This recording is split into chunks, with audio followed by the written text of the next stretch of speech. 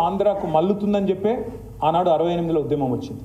ఉద్యమం వస్తే అప్పటి ప్రభుత్వం, అప్పటి ఉమ్మడి ఆంధ్రప్రదేశ్ ప్రభుత్వం ఒక కమిటీ వేసింది.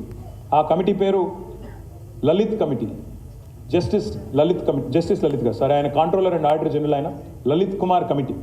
ఆ లలిత్ కుమార్ కమిటీ తేల్చింది ఆనాడే తెలంగాణలోంచి వచ్చే ఆదాయం తెలంగాణలో ఖర్చు చేయడం లేదు, ఇప్పటికే డైవర్షన్ అయింది అని లలిత్ కుమార్ కమిటీ ఆల్రెడీ ఆయన controller and auditor general of ఇండియాగా పనిచేసిన వ్యక్తి, కాగ్ హెడ్గా పనిచేసిన వ్యక్తి, ఆయన తెలిసి చెప్పారు. అది కూడా నమ్మకుండా మళ్ళీ ఒక కమిటీ వేసినారు.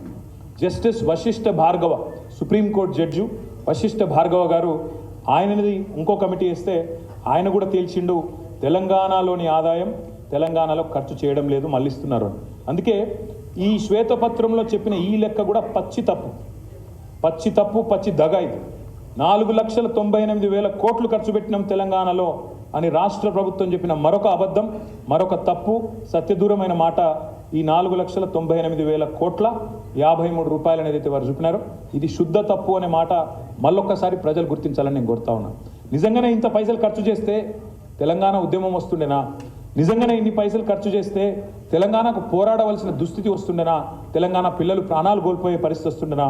ఒక్కసారి గుర్తు చేసుకోవాలని చెప్పి కూడా నేను కోరుతా ఉన్నా. ఇక్కడ విచిత్రం ఏమంటే వాళ్ళే చెప్తారు 60 ఏళ్లలో మేము చేసిన ఖర్చు 4,98,000 కోట్లని. మళ్ళీ వాళ్ళే చెప్తారు అదే శ్వేతపత్రంలో గత 10 ఏళ్ల ఖర్చు తెలంగాణలో కేసీఆర్ ప్రభుత్వం పెట్టింది 13,72,930 కోట్లని వాళ్ళే చెప్తారు. అంటే 60 ఏళ్లలో నిజంగా ఒక నిమిషం, ఒక క్షణం, ఒక సెకండ్ కోసం ఇది వాళ్ళు చెప్పిన లెక్క కరెక్టే అనుకుందాం, అభూత కల్పన అయినప్పటికీ అనుకుంటే దానికంటే దాదాపు 3 రెట్లు ఖర్చు పెట్టిన తెలంగాణ ప్రభుత్వం ఏమో పని చేయలేదంటారు.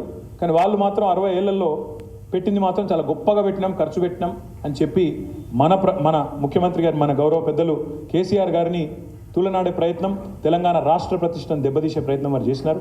అందుకే ఆస్తులు అస్తిత్వం సృష్టించిన పార్టీగా, తెలంగాణకు అద్భుతమైన సంపద సృష్టించిన పార్టీగా వాస్తవాలు చెప్పాల్సిన బాధ్యత మా ముందు ఉంది. కాబట్టే నేను ఒక్కొక్క సెక్టర్ వైజ్ మేము ఏం చేసినా కూడా చెప్పే ప్రయత్నం మీకు చేస్తాను. ఎలక్ట్రిసిటీ మీద వాళ్ళు చాలా మాటలు మాట్లాడినారు మొన్న. ఎలక్ట్రిసిటీ జెన్కో కావచ్చు, ట్రాన్స్కో కావచ్చు, డిస్కామ్లు కావచ్చు, తీవ్రమైన సంక్షోభంలో ఉన్నాయి, నాశనం చేసిపోయింది కేసీఆర్ ప్రభుత్వం అని చెప్పి నోటికొచ్చిన మాటలు మాట్లాడినారు. నేను ఒక్కసారి దయచేసి ఇది గమనించాలని చెప్తా ఉన్నాను. తెలంగాణ ఏర్పడ్డ నాడు ఈ మొత్తం ప్రజెంటేషన్ మీకు ఇస్తాను, పబ్లిక్ డొమైన్లో పెడతాను, ఇది అందరికి కూడా అందుబాటులో ఉంటుంది.